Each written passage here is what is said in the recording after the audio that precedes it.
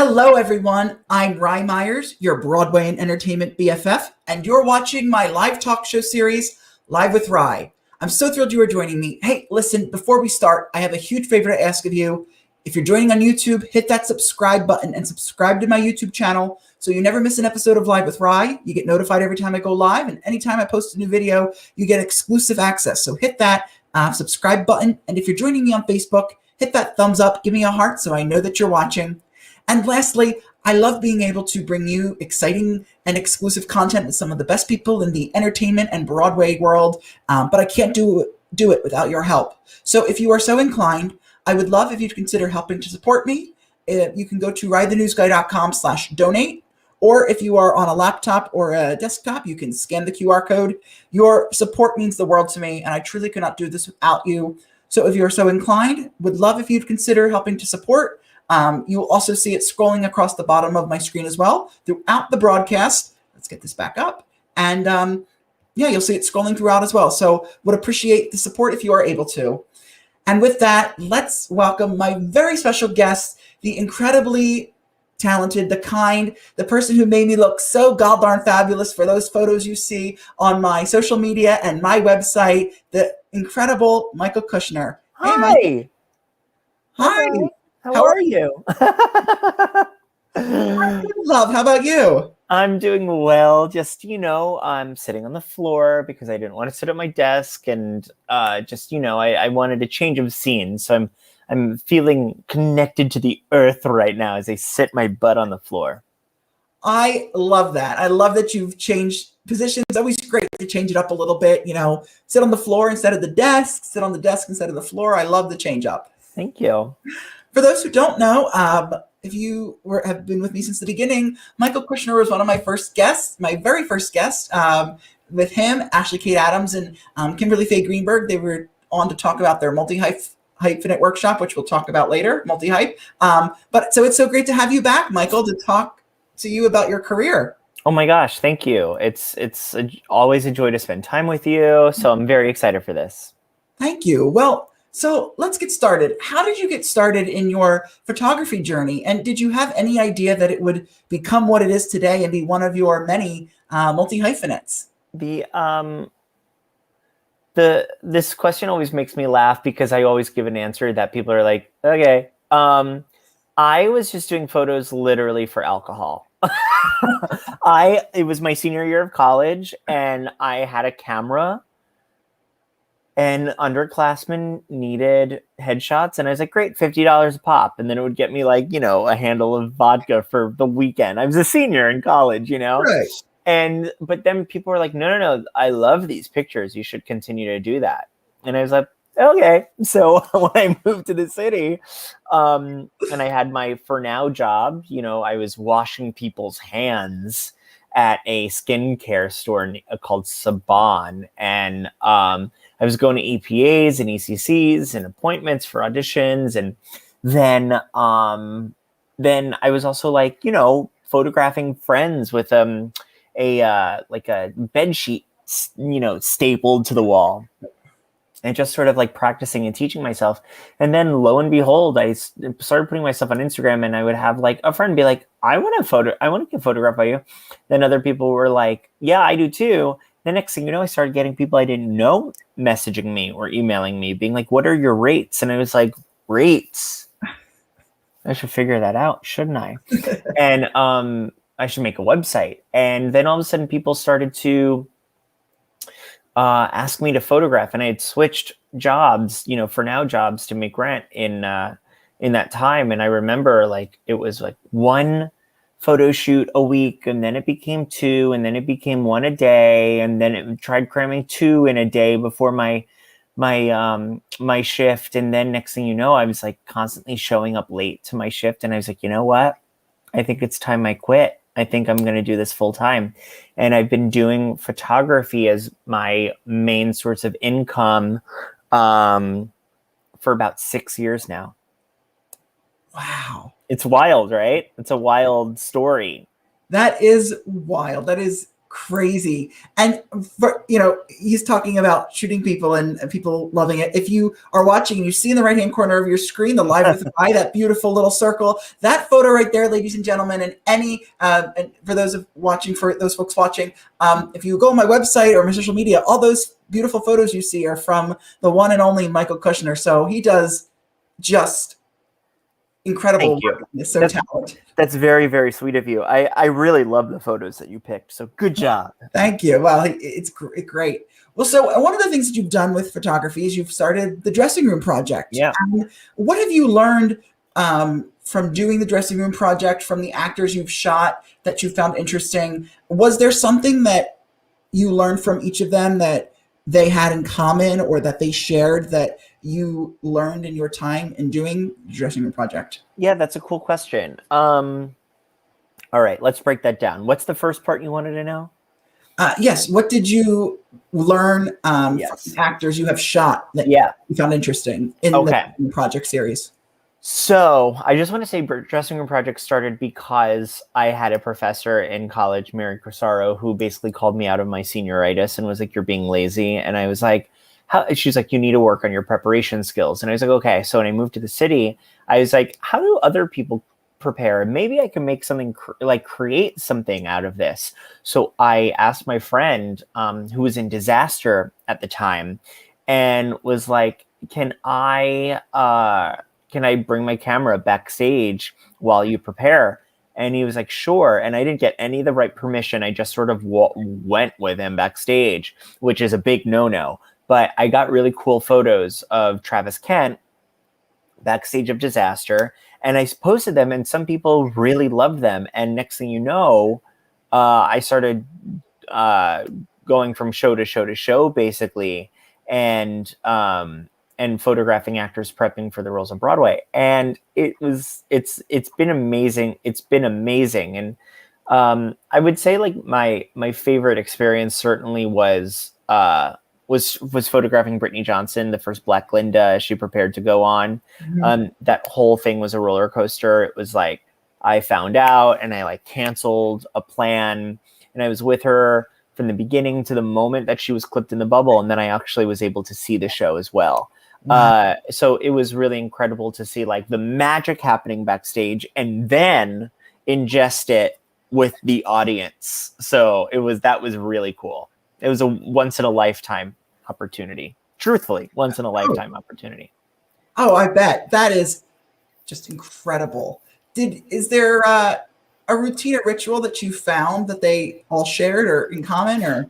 No, everything is different. That's a really good question. Every single thing is different. Some photo shoots are really exciting because the rituals are based in the tech aspect. So it's like they have a really intricate makeup design or they have an intricate costume. Some are very pedestrian, where it's literally they put on a t-shirt, they do no physical warm-up, they do no vocal warm-up, and it's just us like sitting there sort of looking in the mirror for like an hour, like 30 minutes to an hour, and just sort of like talking as human beings. And I get like, I get like 10 usable photos, which is cool because like they're not really different.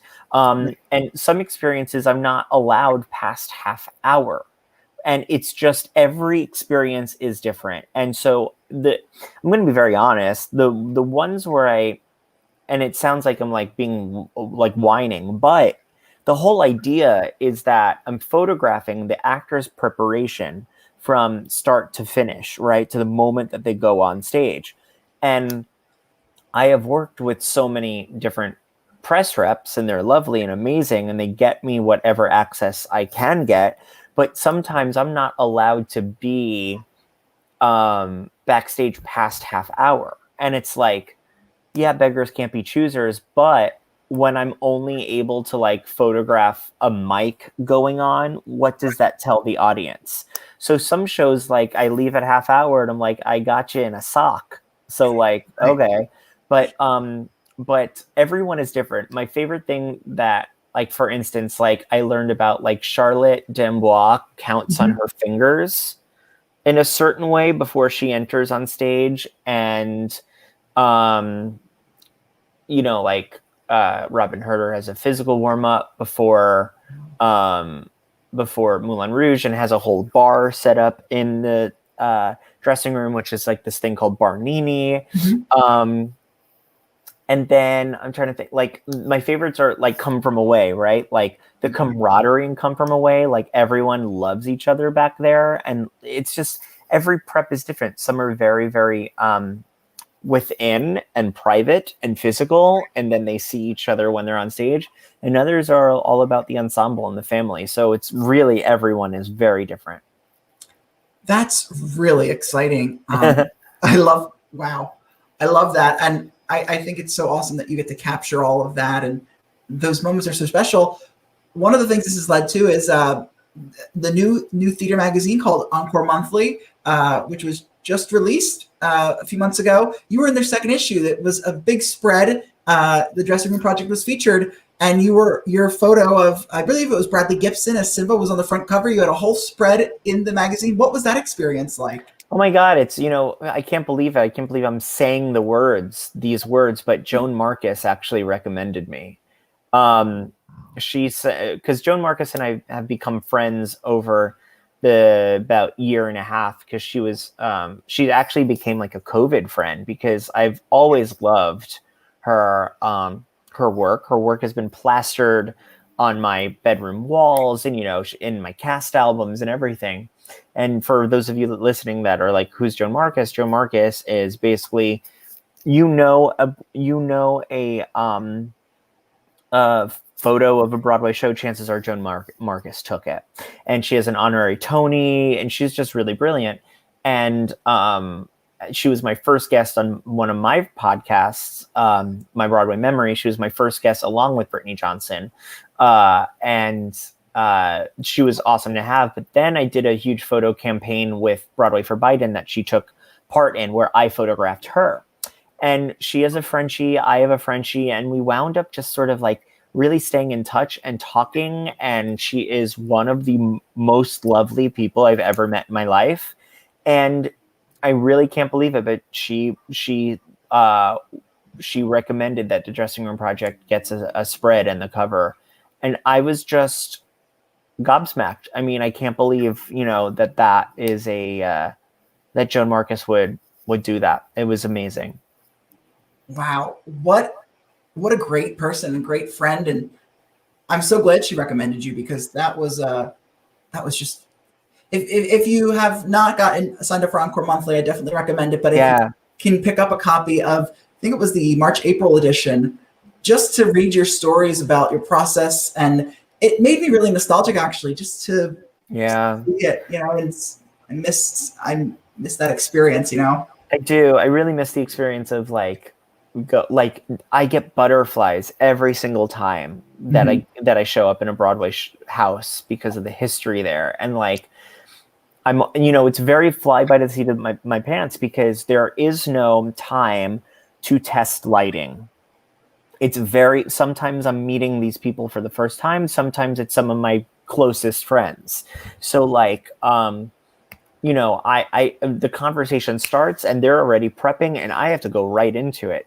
And there's no time to rehearse. There's no time to plan. There's no time for anything. So I get butterflies. I always get really, really excited, because, and it's really cool to start to get to know the theater so intimately. As I photographed at the Marquis Theater a few times, and I photographed at the Longacre a few times, I sort of can at least prep my camera, because the lighting backstage is very different at the Longacre than it is at the Marquis. I believe, in the dressing rooms of the Longacre, there are more tungsten lamps, which means it's warmer. And then in backstage of the Marquis, there are more LED lights. So every theater is different, just like every actor, just like every prep shoot, every theater is different too, which is really cool. That is really cool. I love it. So what does it take to get the right shot? And is there something people should know when they shoot with you casually for a photo shoot? That's really sweet. So we're still talking about Dressing Room Project, yeah? in general. I'm sorry, for photography in general. Well, I'll say dressing room project just because like we're on that, and then I'll get into the studio. Yeah. But dressing room project, the perfect shots are the ones where it's where it's a real moment happening. I mean, I shoot everything in real time, right? So so since I shoot everything in real time, I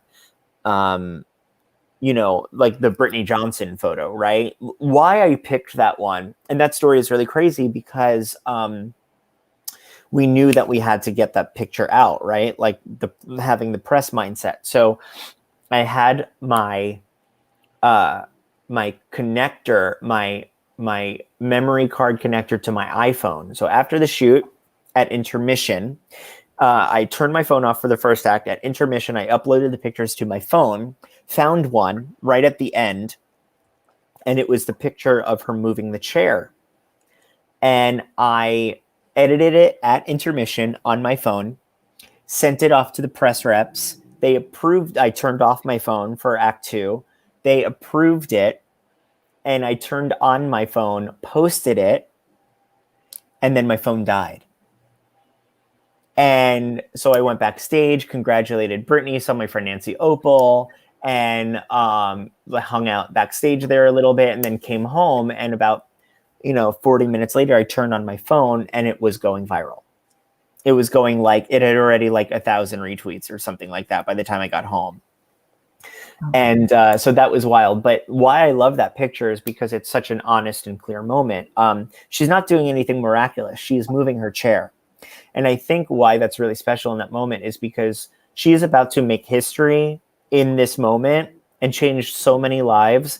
But right there, she is doing something as pedestrian as organizing her space, making sure everything is in order so she can go out on stage and nail it. And I think that's why that picture speaks sort of 1,000 words. But then, like in the studio for headshots, it's much different, and that's like that's a whole other episode. But I think when you're getting your headshots taken or your publicity photos, ultimately it's about understanding yourself and the point of view that you want to set forward. Because when there's a point of view, a very specific point of view, mm-hmm. It informs because pictures serve purposes, right? The reason why we have pictures is to serve a purpose. It's to invoke an emotion. It's a call to action. That's what all of this is. A headshot is a call to action. The call to action being, this is what I look like in this circumstance. I match the world of your musical or play. Call me into your audition. It's the same thing with press photos. This is what I look like. This is the energy that I evoke. If you match with this photo, if you see this photo and you like what you see, you should be an audience member of mine. You should be a part of me. So as long as it has a specific point of view and a call to action, so there's a call to action and a purpose, I think that's when a photo is really good. I love that. That is really, really interesting stuff. I want to switch gears a little bit, being that you are a multi-hyphenate, you are involved in so many exciting things. I want to talk about that a little bit. You are, in my opinion, New York City's #1 multi-hyphenate. Thank you. And for those who may be scratching their heads, what is a multi-hyphenate and why is it important for creatives to know about this and become one? Yes. A multi-hyphenate is an artist who has multiple proficiencies that cross-pollinate to help flourish professional capabilities. And if you're looking at me like, what the hell did he just say? It's basically, in layman's terms, I do a lot of stuff. And the stuff that I do all infiltrates and informs the other. So I'm a photographer, producer, performer, writer, and podcaster. And all those things inform the other to survive and exist. So that's what I consider as a multi-hyphenate. Yes, it is. I love that. Thank you. Explained that so well, and so I'm so glad you said that. And so on that, one of your many multi-hyphenates, you mentioned producer, photographer. You are the upcoming director of photography for a new project called The Pink Unicorn. Oh my God, my first interview for Pink Unicorn. Wow. Can you tell me a little bit about the project? What is Pink Unicorn? Oh my God. Pink Unicorn. Give me a little bit more information, especially with incredible Alice Ripley. This is so exciting because you are genuinely getting like the first hand at this. Like I actually didn't even think that you were going to ask me about this, which is kind of cool. Yeah, we're in pre-production right now. We start filming on May 10th. And it's very, very exciting. I saw the original off-Broadway run, and Alice and I can't remember if we had started to become friends yet, or we had only I can't remember, but I think I can't remember, but I think our friendship was starting around then. Mm-hmm. And I had seen the run of The Pink Unicorn off Broadway, produced by Out of the Box Theatrics. And it was in a very tiny church. And Out of the Box Theatrics does very site specific pieces. And so this was done in a church. And The Pink Unicorn is about a mother named Trisha Lee in Sparkton, Texas, which is not a real town, but it's basically, small town USA. And her child comes out as genderqueer, and it's her journey of acceptance and understanding what that means. So it's a funny piece filled with dramatic moments and heart. And when I saw it off Broadway, I went, that's a movie, that's a film. And this was about, I want to say almost 3 years ago now. And so this is going to put into perspective how long something takes, you know what I mean, to come into fruition. And so I started the conversations with Out of the Box, and then Liz Fleming, the artistic director of Out of the Box Theatrics, introduced me to this woman, Colleen Cook, who has started to get her toes wet in producing and the theater, and we have now become very good friends. And then The Pink Unicorn had an off-Broadway run at the Cell, and then it had a regional run at Holmdel Theater in New Jersey. And I was just like keeping up to date with the life, and then the pandemic happened, and we sort of were like, you know what? This is a one-woman play that we're thinking of making into a one-woman film. I think we could do this in the confines of something socially distant, or the SAG jurisdiction of what they're allowing us to do in this pandemic. And sure enough, got SAG approved, and we had pushed production twice. We were supposed to do, we were talking about doing it at the end of 2019, I believe.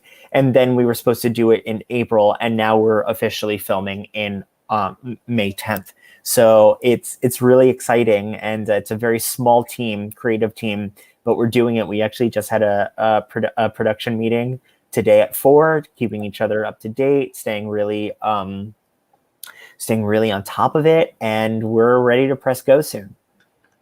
That is really exciting and super amazing, and I'm so glad I got the first information about it. Where will it be available for us to watch it when it is finished? Yeah, it's a great question. So we're actually talking with a few potential distributors, which is very exciting on the producing front. I'm going to be producer as well as director of photography. So not only am I producing this baby with Liz Fleming and Colleen Cook, but I'm also going to be filming it. It's going to be my camera work, which I'm really excited about. And nerve-wracking, and because I was on camera B. I was executive producer for Indoor Boys, and we're an Emmy nominated series created by Wes Taylor and Alex Wise, and I was on camera B for season 2 and season 3. But this, I think I'm ready to do, and I have a really supportive team behind me that really believes in me, and I'm just like, I have all this new equipment that I'm ready to put to work, and it's very exciting. So yeah, distributors, we're talking right now, but we're really sort of hoping to do the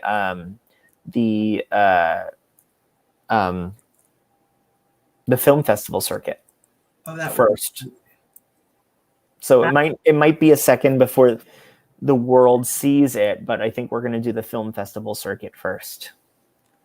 That would be really special to have that there for sure. Yeah, me too. I'm excited. And I didn't know you were producing as well. That's even more exciting. Is this going to be your first project indoors, your first indoor live sort of experience since COVID? Filming, Ooh. producing, and sort of, Yeah. the reins on. Yeah, I think so. I guess so. Like, my first, well, I've done a few things in COVID where I've produced, like, I did a virtual gala for the Hancock Frenchwoods Arts Alliance called Moments in the Woods, and that was with Lin-Manuel Miranda and Todd Recall and Jason Alexander. And then I was DP of Betsy Wolf's Christmas concert, which was filmed at Holmdel Theater. And then I was DP of this, and this was not released. This was a private screening of Leslie Kritzer's holiday show that she filmed specifically for the Actors Home. So I've done quite a few things in quarantine, socially distant and safe and all that stuff. But this is going to be the first, like this is like a SAG approved. We're going for this. This is a production. This is a film. Wow. And I do also want to say that The Pink Unicorn is also written by Elise Foyer-Eddy. I didn't say that before, and I just want to make sure that that's known, that that Elise, the playwright, is absolutely, it's exceptional writing, and I'm really excited that she was able to grant us her blessing to do this as a film. That is just wonderful, and I can't wait to see it whenever it is released one day. I know it's going to be incredible. I can't wait to see it too. Jeez. Especially with all those exciting people behind it, and you as well, and Alice. It's going to be wonderful. I know for sure. Thank you. That's very sweet. You're welcome. Yeah, of course. So another thing on your plate that you do often, which I love, is you are also a podcast host. You have successful podcasts. How did they come about, and how have you been able to express yourself with the podcast in a different way than, your normal mediums of performing and photography? Yeah, I have two very different podcasts. One is Dear Multi-Hyphenate, which is my front lines business theater making podcast. It's very of today, forward thinking about artistry and the business, and that's the way that it is. And it's funny, it's not like it's like it's not fun to listen to. Like, I have some really great, often funny conversations with my guests, but the whole idea of Dear Multi-Hyphenate is for you to be able to learn something about yourself and be able to take the next steps in your artistic career and feel inspired. And it's about building community. But then my other podcast, My Broadway Memory, started at the top of the pandemic when I was going through my playbills, and I just made a video because I realized, looking at my playbills, I was like, oh my God, a lot of these people that have signed my playbills have become my friends. And like, people I would just call up to be like, what are you doing? You want to get lunch? You know what I mean? And I had once stage doored them. And I was like, I'm going to make a video of me going through my playbills at random and talking about the experiences I had seeing those shows. And my first co-host was Brian Sedita, and he reached out, was like, I love what you're doing, and I think we should make this a show together. And I was like, okay, my plate's a little full, but let's try it out. Next thing you know, every week we're doing a live show where we have guests come on and they pull playbills like I did. And it's a conversation about keeping Broadway alive, my Broadway memory. Towards the end, Brian had to step back because his schedule got a little crazy. And then my boyfriend, Remy Germanario, took over. So since about November, Remy has been the co-host. But now as the things are starting to return, our plates are getting full, and we're sort of now putting the show in just the audio setting, and we're backlogging a bunch of episodes and just keeping them to to audio episodes, and every once in a while we'll have a live show. But my Broadway memory is sort of taking the back burner right now. It's sort of, we're backlogging things. It's not as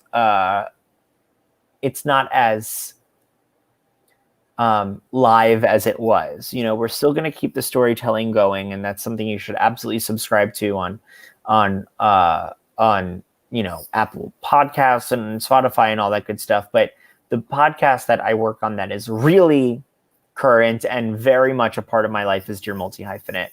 And I just released an episode yesterday with Jen Waldman, who is an absolute brilliant leader in this industry and one of the original contemporary multi-hyphenates. She was in the Titanic national tour and on Broadway, and she was a Nessa Rose on Broadway as well and national tour. And she just opened up a studio, an acting studio where she's an acting teacher and an acting coach and a business owner and a choreographer and a director. And she's just really brilliant. And a lot of people really love her a lot and love her mentality of the industry. So she's on my podcast, exclusively released yesterday on Broadway Podcast Network, yesterday and today, and tomorrow it will be released everywhere you listen and download podcasts.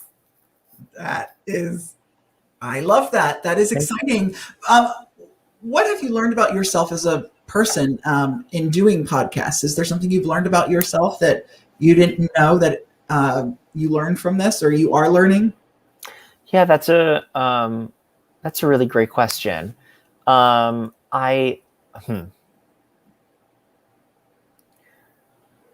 Communication is really important, and the way to convey words is very important.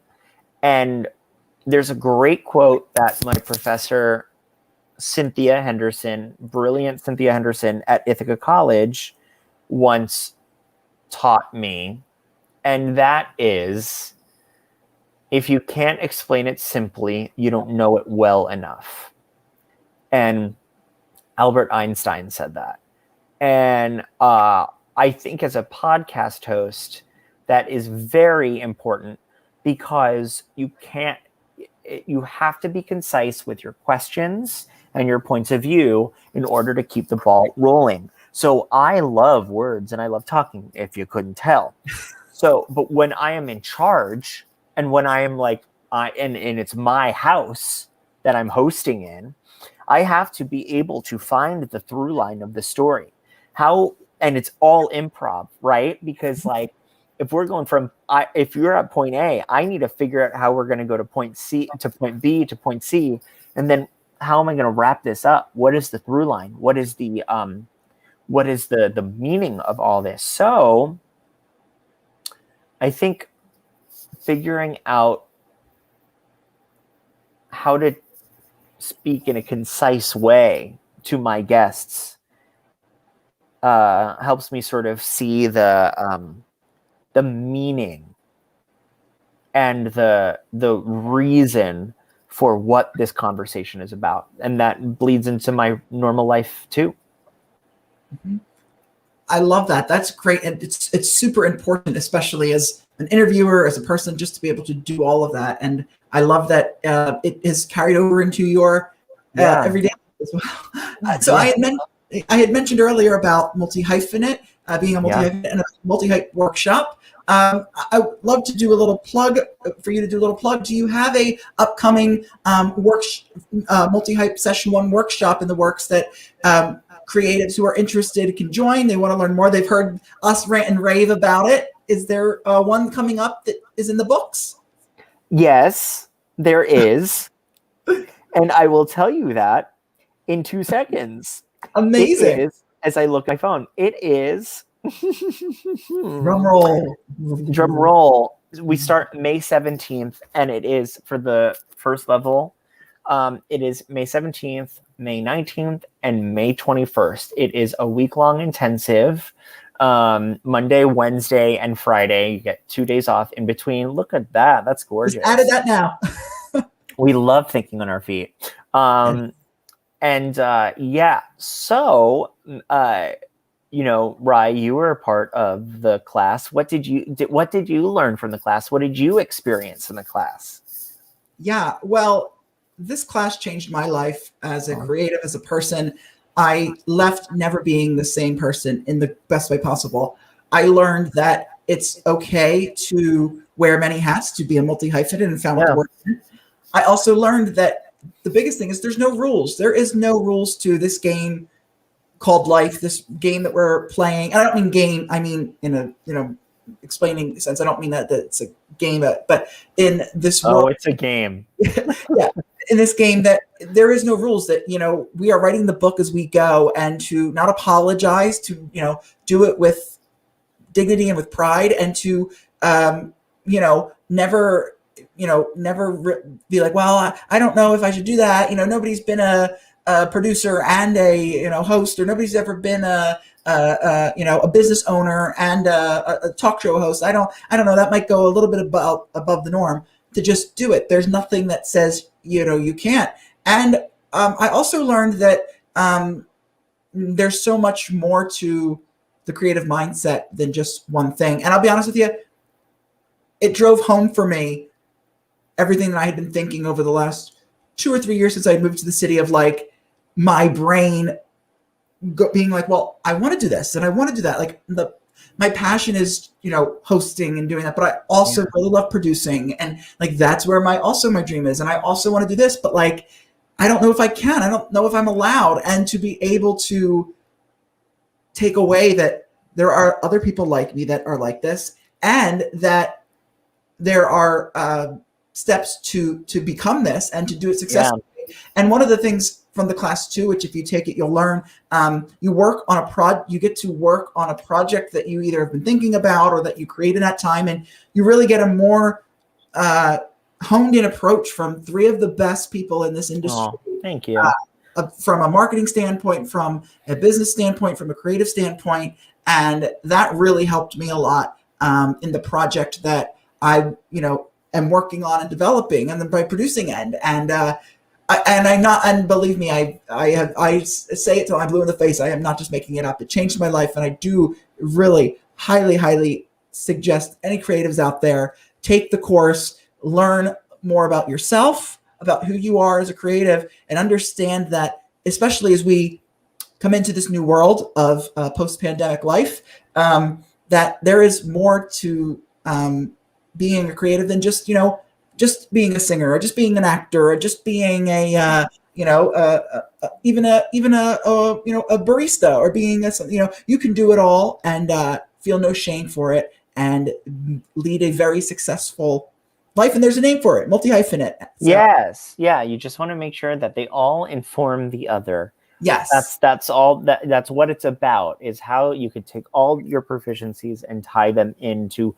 one experience that is, right. Ride the News guy, and that is Michael Kushner, actor, photographer, producer, writer, podcaster. And yeah, we do. I think that's my favorite thing about the class, is that we sort of take, whether or not you're working on something actively, or you're like, well, I do have this idea. We do give you active steps and active homework assignments that by the time the class is done, you will have taken the steps to create that idea, or to take that idea that you have already started to the next level. So it's really hands-on. It is not us giving you a lecture or a webinar. It is open discussion and hands-on. So yeah, our 6th session, which is incredible to say, our 6th session is May 17th, and it's usually at 6 p.m. That I don't think we have decided on times just yet. But please email us at multihypeworkshop@gmail.com, and we will get you all set up. Yes, you must, and implore everyone to do so. I was part of session 2, or yes, I guess session 2, and it was wonderful. Wow. Yeah, group 2, and then so. Definitely, it's something great you've created, and I am just so happy to see the progress that it's being made.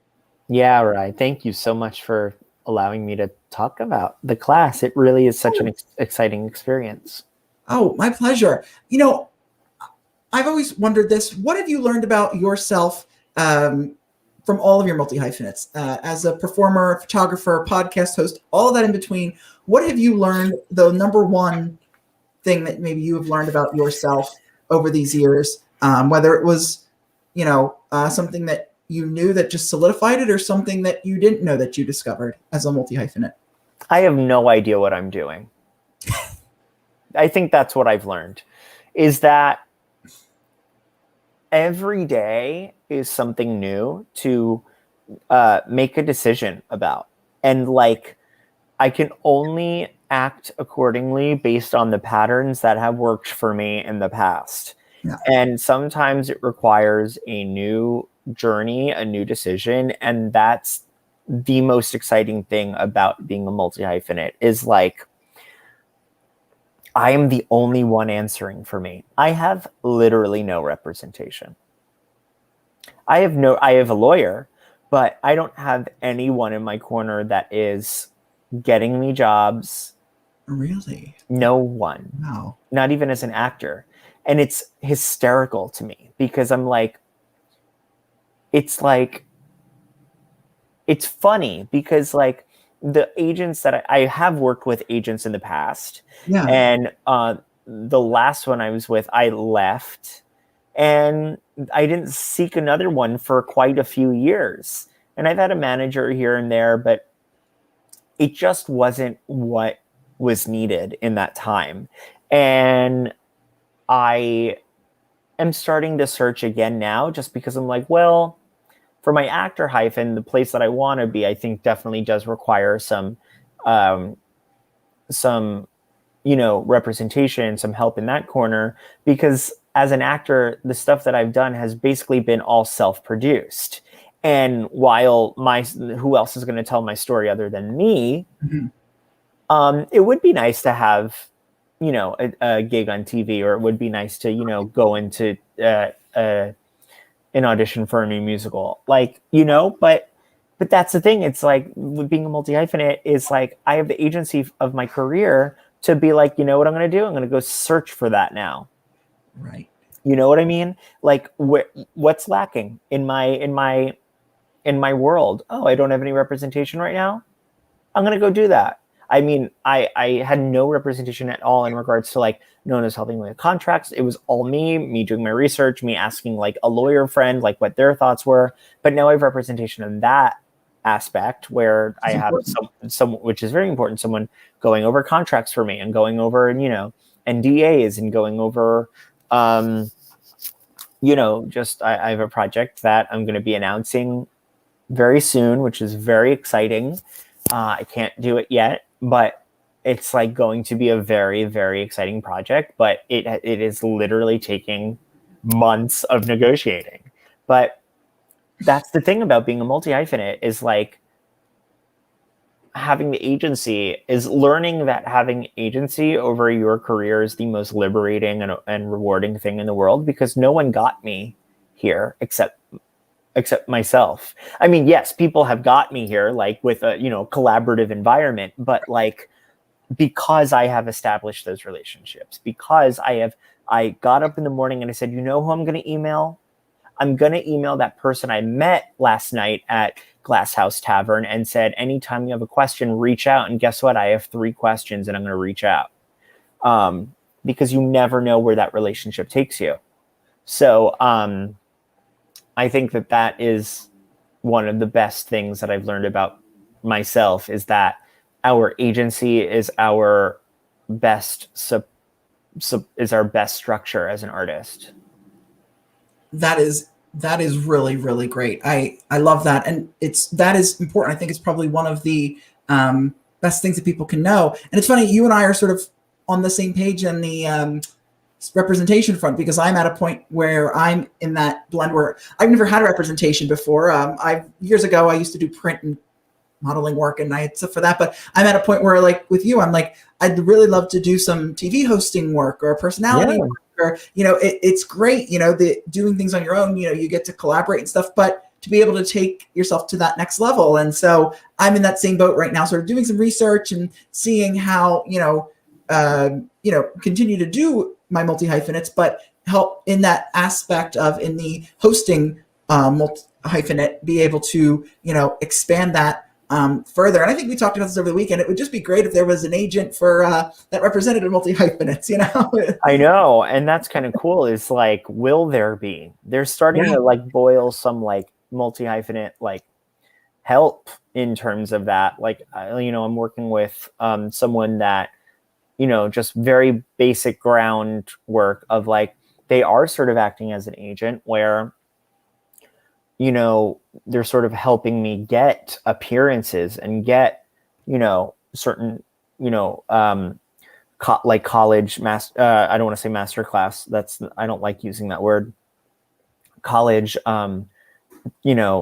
workshops or a podcast guest, and that is really, really awesome because that relieves a huge workload off of myself, off of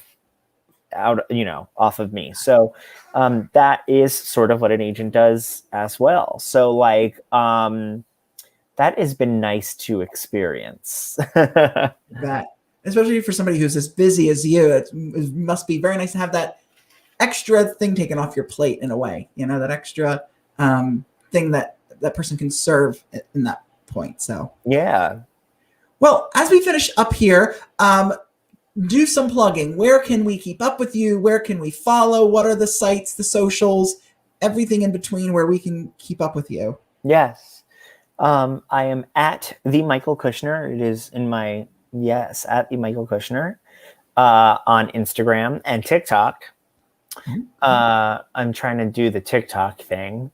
And my boyfriend, it's amazing to watch him on TikTok because he does these great impressions and he's going viral on TikTok. So follow him as well, Remy Germanario, because his stuff is really great. And I'm really proud to watch him, build an audience and sort of go just like take that risk and just be like, what happens if I put on a wig and I do my thing? And literally he has over 2 million views on his TikTok videos. It's wild, but so well deserved. You know what I mean? Because he's hysterical.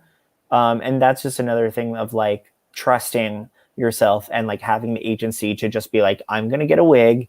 I'm going to put on this outfit. I'm going to write my own thing and like just record it, put it out there. And who the hell cares? You know what I mean? And that's been really cool. It's been really cool to watch. So yeah, follow me on TikTok and also my podcast, Dear Multi-Hyphenate. A new episode comes out every other week. Podcast was, it's actually Dear Multi. I deleted my Twitter. That doesn't exist anymore. Okay. It's totally cool. I just do not like Twitter.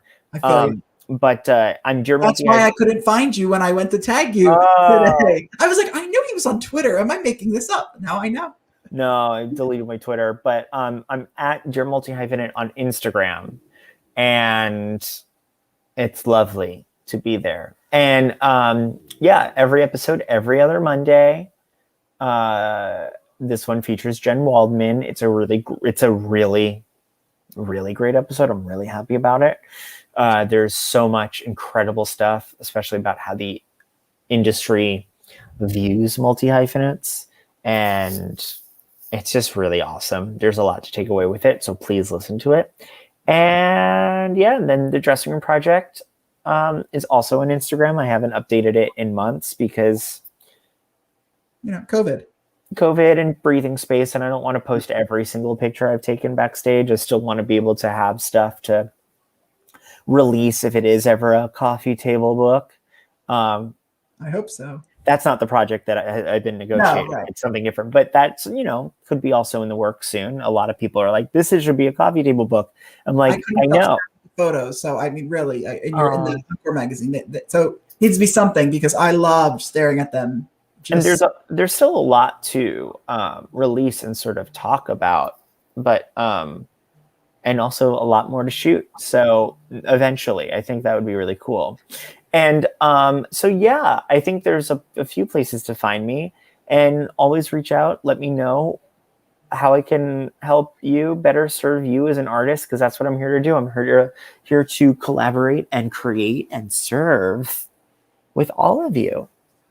Yes, he is. And for those who may be interested in wanting to work with Michael in the photography sense, I have to push this, michaelkushnerphotography.com. You can go to that because I cannot say enough about just how genius this person that Michael is as a photographer. I mean, my photos just were incredible, and you will see all the other incredible people he has shot.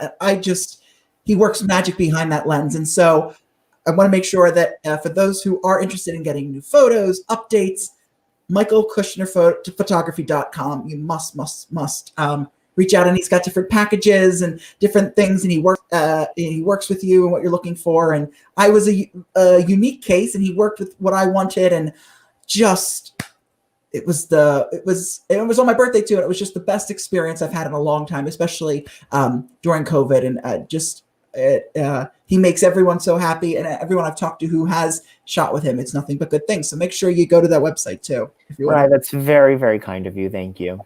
Oh, my pleasure. My pleasure. And for those of you who want to keep up with me, feel free to follow me on Twitter and Instagram at Rye_Myers. I'm also on Facebook at official Rye Myers /official Rye Myers. And as a reminder, if you love what you are watching, I'd love if you'd consider helping to support the show. You can go to riothenewsguy.com/donate, or you can scan the nifty QR code right here as well if you're interested, or go to riothenewsguy.com. Michael, thank you so much. Before I let you go, is there anything I didn't touch on, anything you'd like to talk about? Maybe something I didn't plug? I want to make sure I get everything that you want to say. If I talk about myself anymore, I'll bust. So thank you. That's good. You're welcome. Well, I'm so thankful you took the time, and so glad that I got to talk to you one-on-one about your incredible career, and sort of doing a 180 with everyone from, the three of you, Ashley Kate Adams and Kimberly Faye Greenberg were my first guests. I have you now individually. Next week, I think, is Kimberly Faye. And then in 2 weeks after that is Ashley Kate Adams. So yay. Just getting those multi-hyphenate. I love that. We'll always come on your fabulous show. You create an incredible, very safe environment for your guests. So thank you for that. Well, that's what I aim to do, and that is my main purposes. And so very thoughtful questions as well, like very unique and thoughtful questions. So thank you. Thank you so much. Well, thank you, Michael. I appreciate that. Of course, Rye. Thank you for having me. Thank you.